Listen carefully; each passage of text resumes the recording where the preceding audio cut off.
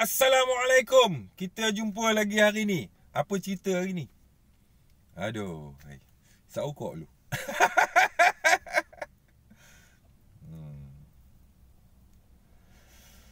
Ni, kita nak bercakap pasal profesor tu dan pelajar dia tu. Kan? Aku tengok rata-rata masyarakat duk kecam profesor tu kerana statement dia nampak macam memperkecilkan ataupun memperlekehkan golongan B40. Yes, aku tak nafikan statement dia tu memang tak berapa kena lah. Memang tak kena lah. Tapi aku nak tegur kat sini, kita kena ingat tau, berapa ramai pula, berapa ribu pula pelajar-pelajar yang telah berjaya dengan didikan dia. Kenapa disebabkan kesalahan dia yang satu, kesilapan dia bercakap je, kita kecam dia sampai pergi ambil gambar rumah dia lah apa semua ni? Lupakah kita dia tu seorang pendidik yang telah melahirkan beribu-ribu graduan? Kenapa disebabkan kesilapan dia yang sikit ni kita besar-besarkan? Dan aku nak nasihatkan kepada pelajar tu yang merakam tu, aku nak pesan satu je. Guru jangan dilawan. Faham? Hormat dan taat kepada guru. Aku nak cerita kat engkau lah ya. Kalau guru, orang yang mendidik engkau tak hormat dia, ilmu engkau jadi tak berkat nanti. Tahu? Dan tak berkat ni sangat bahaya tau. Bukan kata tak berkat ni nanti dia jadi tak cukup je, bolehlah cari lagi. Bukan. Tak berkat ni boleh mendatangkan bahaya kat engkau pun ya. Sekejap aku buang rokok. Bila ilmu engkau tak berkat, engkau memang dapat ijazah, engkau lulus, tapi ilmu engkau tu tak berkat. Bila tak berkat ni disebabkan ada dosa-dosa engkau dengan orang yang mendidik engkau. Siapa orang yang kita kena hormat dan merendah dalam hidup kita? Mak bapak kita dan guru yang mendidik kita. Tak kira lah dia silap apa pun, mak bapak kita pun dah tua juga. Daripada mana asal dia nak balik nanti dia dalam bentuk yang lebih kurang asal dia. Perangai dia mula macam budak-budak, tak matang. Kita bodoh. Biasalah tu. Dia kan dah tua. Faham tak? Tapi Allah perintahkan kita hormat dan taat kepada kedua ibu bapa kita. Sebab apa dia perintahkan macam tu? Allah tak bagi alasan. Allah tak bagi kita bagi alasan. Taat dan hormat kepada orang tua kamu selagi dia tidak menyuruh kamu melakukan dosa terhadap aku. Jadi apa pun orang tua tu buat kat kita, kita jangan melawan dia. Kita kena merendah dengan dia. Sebab Allah perintahkan. Bukan mak bapak tu yang perintah. Mak bapak tu ingatkan kita, didik kita. Kita hormat dia kerana Allah suruh. Sama juga guru dan pendidik ni. Jangan sesekali kamu biadab melawan guru yang mendidik kamu. Kerana apa? Ditakuti ilmu tu tak berkat. Kalau tak berkat ni, contoh aku bagi kalau ilmu kau tu tak berkat. Dapat ijazah. Aku dah dapat ijazah. Kalau aku bergaduh dengan lecturer aku pun tak apa. Kalau aku menyakitkan hati lecturer aku tak apa. Ilmu yang kau dapat daripada dia tu jadi tak berkat. Kalau tak berkat, kau guna ijazah tu, contoh, masuk polis. Tak lama lepas tu kau masuk jail lah. Kena tangkap rasuah lah, salah guna kuasa lah. Ilmu kau tu tak melindungi kau. Sebab dia tak berkat. Faham tak? Masuk tentera kan, entah jadi macam-macam atas perbuatan silap kau sendiri. Itu menunjukkan ilmu tu tak berkat. Dia mendatangkan malapetaka dekat kau. Kau pergi mana-mana, kau akan salah gunakan ilmu kau tu. Faham tak? Kalau kau adalah pemegang ijazah IT, engkau akan jadi IT man yang melanggar undang-undang. Akhirnya kau ditangkap dan diheret ke penjara apa semua. Ini menunjukkan ilmu kau tu tak berkat. Sebab apa tak berkat? Cek balik hubungan kau dengan guru yang mendidik kau. Orang yang mendidik kau tu, hubungan kau dengan dia pecah tak? Sama juga kita. Kalau hidup kita jadi huru kat luar, benda pertama kau nak cek, pertama, cek solat kau. Yang kedua, cek hubungan kau dengan orang tua kau. Bukan pergi cek akaun, cek kedai, cek laci berapa, berniaga untung. Bukan ni, pergi cek dulu yang tu. Jadi pada pandangan aku, kesilapan yang dibuat oleh pensyarah tu apalah sangat berbanding dengan berapa ramai dah anak orang dididik sampai berjaya. Dan budak tu ada ke pergi sekolah tak bawa pensel, tak bawa buku, apa pun tak bawa telur je pergi. Lepas tu nak belajar. Macam mana kau nak belajar kalau kau tak ada bahan-bahan yang menjadi keperluan untuk kau nak belajar? Semester kelima duk tak ada laptop lagi. Bukan nak kata pelajar-pelajar IPT ni, ramai aku kenal budak-budak ni. Kan? Yang jadi girlfriend aku pun ada. Dapat duit PTPTN, iPhone belinya. Buat enjoy. Sikit je yang diguna untuk belajar. Kebanyakan macam tu lah student-student ni. Kan? Jadi bila kena tegur macam tu, jangan ambil hati. Jangan nak rasa terhina sangat. Aku heran tau orang kita ni. Kalau kesilapan tu datang daripada bangsa dia sendiri, Melayu sama Melayu ni, kecoh satu Malaya ni. Sampai maruah orang tu, rumah orang tu semua korang nak koyakkan.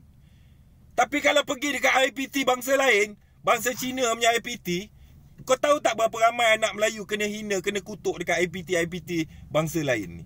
Ada satu suara Melayu bangkit tak viral? Tak ada. Pergi cek, betul tak aku cakap ni? Kalau IPT yang bukan Melayu punya, bukan UiTM, IPT swasta Cina ke India ke apa ni, lagi dahsyat daripada ni pun ada, tahu tak? Tapi tak ada siapa bersuara. Bila kena dekat UiTM ni, yang kebanyakannya adalah melahirkan anak-anak Melayu di situ,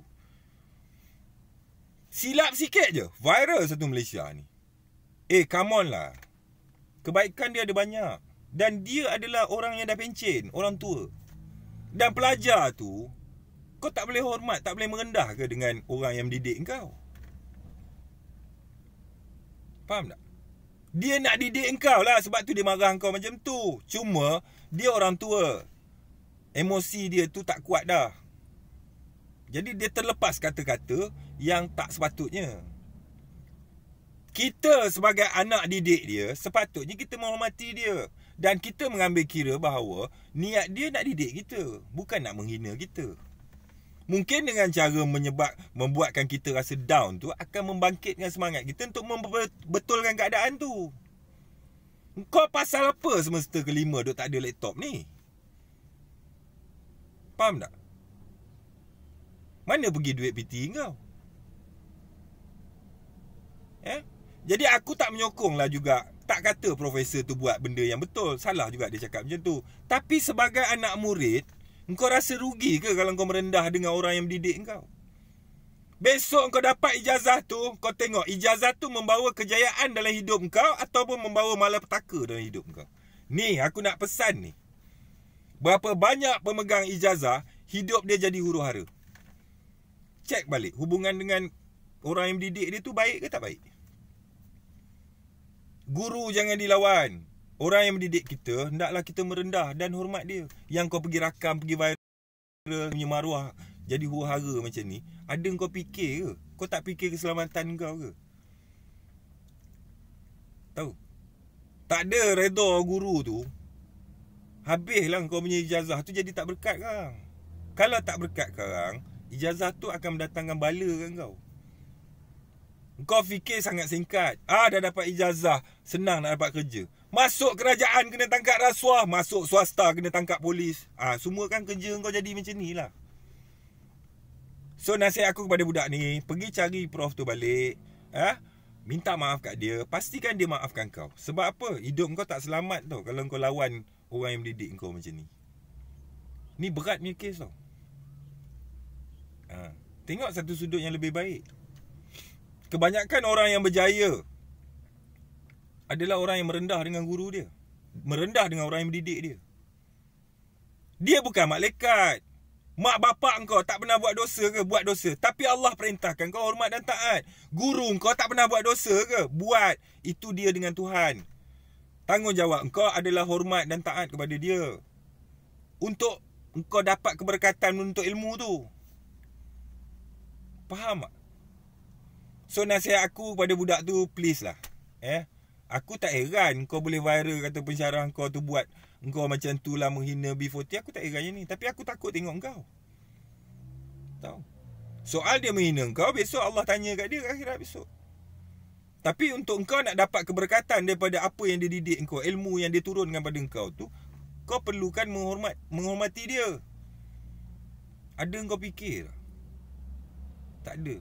Engkau telah mencetuskan satu penghinaan yang teruk terhadap dia tau. Ada engkau fikir faktor umur dia? Engkau besok tua agak-agak engkau tak buat silap ke?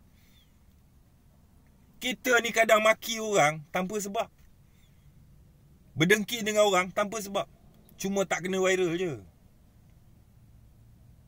Tapi bila kita jumpa kesilapan orang tersilap macam tu, seolah-olah macam ruang kemaafan tu langsung tak ada untuk pensyarah tu. Padahal kebaikan dia berapa banyak ni.